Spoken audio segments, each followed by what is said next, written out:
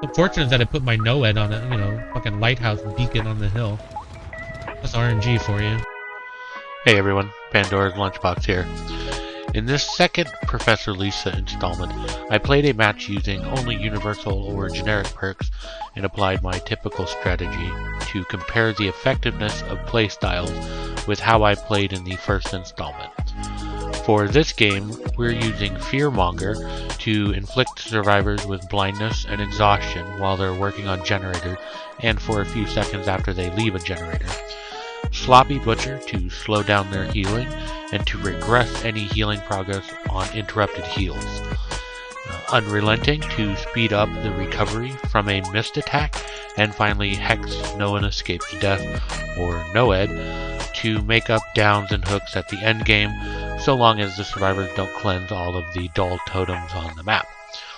We had a lot of things stacked against us in this match as well. The map itself, Ormond with its size and brightness, another very competent team with 2 boons, and our mostly non-meta perks. With that said, let's see how it plays out. Not a great map. We do match, but map right here. Hello? Weird. You're trapping up a main building. It's a good idea to just trap the first floor, not the second. Or the second floor and not the first. You'll waste a lot of time, and they may never actually get to those traps, right? But like this building, you want to trap the first floor because if they want to do this gen, they have to come in, right? They don't always have to go upstairs. But like the asylum map, you want to trap the you can trap the second floor in the asylum map because there is a gen on the second floor. Put a little sneaky barrel trap here, and then I'm going to go after them because I have a lot of traps up. It's always a good idea to get a good amount of traps set first before you go after survivors. As you can see here, I have 9 out of 10 traps set, so I felt confident enough in engaging with them at this point. It's also a good idea to keep a couple of traps available so you can set them as you chase and down survivors without removing any from the map. She has Calm Spirit. That's disgusting.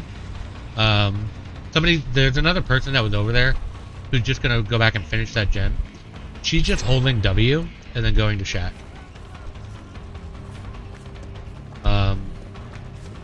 But she is exhausted, so she can't dead hard me or anything. I'm gonna chase her down.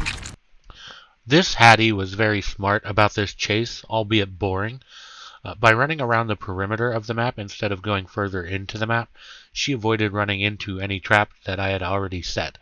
I also did not expect to literally lose 3 gens at the same time as you're about to see, but that's very typical in Hag games. Survivors are very happy to play M1 Simulator while you set up your web. Don't let that throw you off your game. Hag feeds on the false hopes of survivors escaping and can easily snowball very quickly, taking advantage of the overconfidence survivors can develop by seeing the gens fly by. Don't give up. Use that to your advantage. Just because there's only 1 gen. Well, I spoke too soon. Holy shit. Yeah. I might lose this just because apparently they split up when they started. I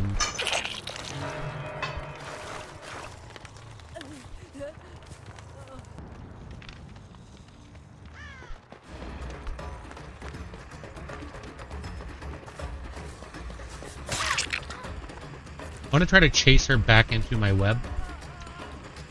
She might not do it though.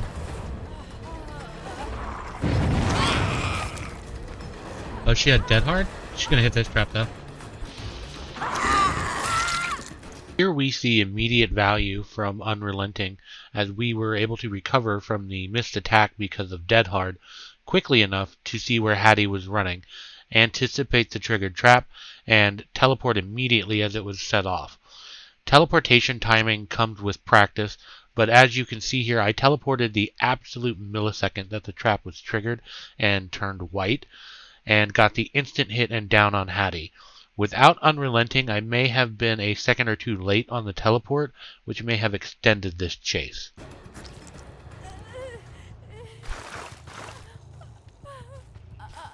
Again, good idea to reset traps that are successful and lead to hits. I'm not going to bother trapping this hook because of that trap, though. They set off the trap at that hook, but they didn't unhook her, which is interesting. I don't know why they didn't. Or maybe they set off a different trap?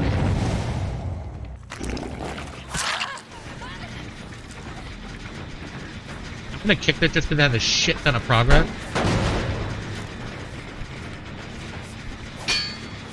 How the fuck? More unrelenting value here, where I whiffed on the Fang initially, but due to the faster recovery, was able to swing around and hit her before she was able to get to the pallet and make any distance.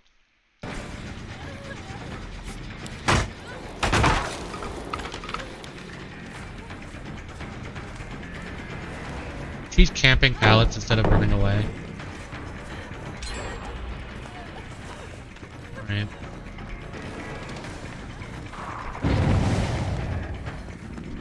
I'll bloodlust her, I don't care. I didn't place a trap here while chasing Michaela because she did have a flashlight, and this is a very unsafe pallet to loop. If I had started to place a trap, there was a chance she would just flashlight it or leave the loop, which would have taken even longer. Also, I only had one gen left, so I was just trying to get a hook as soon as I could. But we do have the flashlight user up on the hook, and everybody else is injured. So that's okay. These are just staying down here.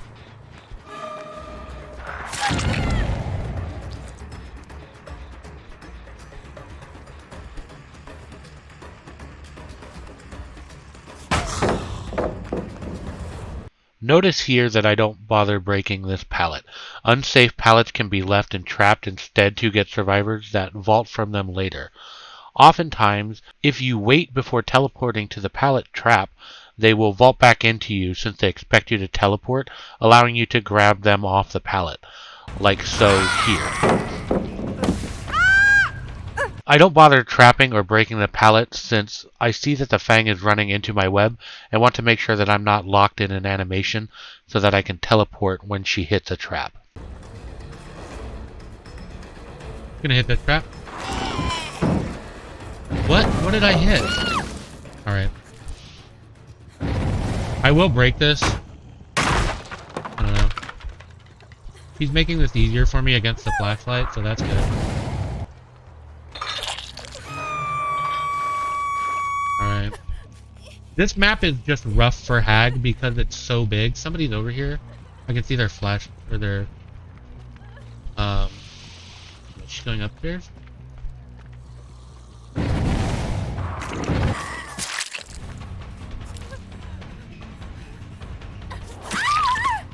I don't know what that was. But I'll take it. He might have DS. Okay, she doesn't have DS. They went to that gen right over here. Well, this is where their boon is? I thought they had a boon. Survivors that use boons oftentimes will return to the same totem to replace a boon that has been snuffed for whatever reason. Either because they don't know where any other totems are, or because it's close to the rest of the team and their objectives, or whatever else.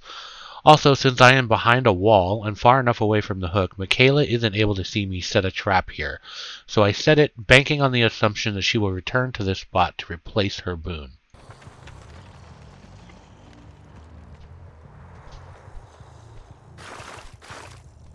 Guessing they were healing right behind here or something.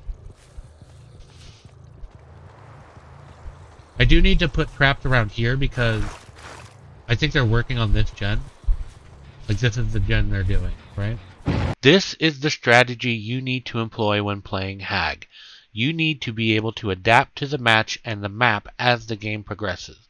I knew the survivors were coming to this area, so I needed to start moving my web to this side of the map, rather than trying to force them into my web from the start by staying in one area. I go where the survivors are and choke them out with my web of traps instead of giving them any room to play as I would if I were trying to force a 3 or 4 gen. If you give survivors an inch, they will take a mile and teabag you with it at the exit gates. Keep calm and adapt, and you will do pretty well. Nope. You still have some traps in the main building, which will help. They farmed her. I know she doesn't have DS. At least I'm pretty sure she doesn't, so I'm just going to tunnel her out. As predicted, Michaela went back to the same totem to try and reapply her boon. Unfortunately for her, she did not have Decisive Strike or Borrowed Time, and I was at 1 gen left. Getting a survivor out was crucial at this point, and losing the survivor with a boon was even more powerful. If there's 1 gen left, I don't have a whole lot of other options. And she's clearly the booner, because she was going right back to it, so I need to get her out of the game. That's my thought process there. That's why I'm doing that. So yeah, she's crouching. Yep. That's why I know it's good.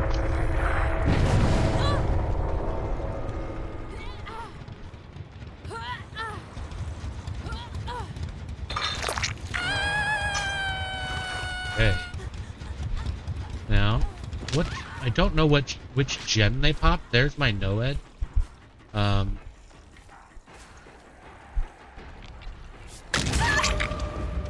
Literally 1 second too late on finding Feng on the totem, but that's the luck of RNG sometimes. Fuck me. Right in the dick, dude. Alright, I can get her still. Just because I know where she is. Saw her run this way, through the windows. Another silly mistake by me. I got caught up in the chase instead of being patient. Not that it mattered much at this point, just a reminder to be patient when playing killer. I knew she was going to that trap and I still vaulted instead of just going through just waiting for her to trip it. But it's okay, the other 2 are downed. So I'm just gonna bloodlust her and get her down. That girl's not ready to be picked up yet. No way. There's no pallet here anymore, so it's okay. Alright. It's still a good build. It was rough because this map is so large. Fuck me. There are no hooks. Alright. I hate to do that, but I cannot get her to a hook. The only hook that was maybe close enough is this one on this hill. But because it's on a hill, I can't get her to it. Normally, I wouldn't advocate slugging for a 4K. However, in this instance, I knew where the last survivor was and could easily get them down. I also genuinely don't like leaving survivors slugged for long periods of time. I've been in that situation myself, and I completely understand how annoying and awful it can be. I will also say that, and I know that this will be controversial, but if I cannot hook a survivor, I will leave them slugged unless they crawl to a hook and allow me to end the game. I don't feel as though survivors are entitled to a free wiggle escape, even if it's because I didn't quote-unquote manage my hooks, as survivors were sacrificed throughout the game. Especially at high MMR, with how many second chances survivors have, they don't need me to give them another one for free. I will always 100% match anyone's pettiness, so if they crawl away from hooks intentionally, I will happily leave them on the ground. I can maybe get her to it. So this is why Noed, by the way, is a really strong perk on Hag. Alright, Fang, do you have adrenaline? Oh. So the generic perk is a little harder, a little sweatier, but I think they worked pretty well. We'll see if they had any exhaustion perks and if Fearmonger appropriately countered them. See, Hag is a strong killer, you just have to play her right. If they had a boon, I still won. I won with, you know, generic perks. It's all in how you play, and whether or not you can adapt. Hag's not a weak killer. Oh, and I got my challenge, I didn't even think about that. Jeez. Sorry about genuinely don't want to slug people like that. It's no fun. Oh, I didn't pip. After all that sweat, I didn't pip. Alright, what did they have? Oh, and she had... lots of boons. Oh, we had 2 booners, actually, and we still won. Explain that. Alright.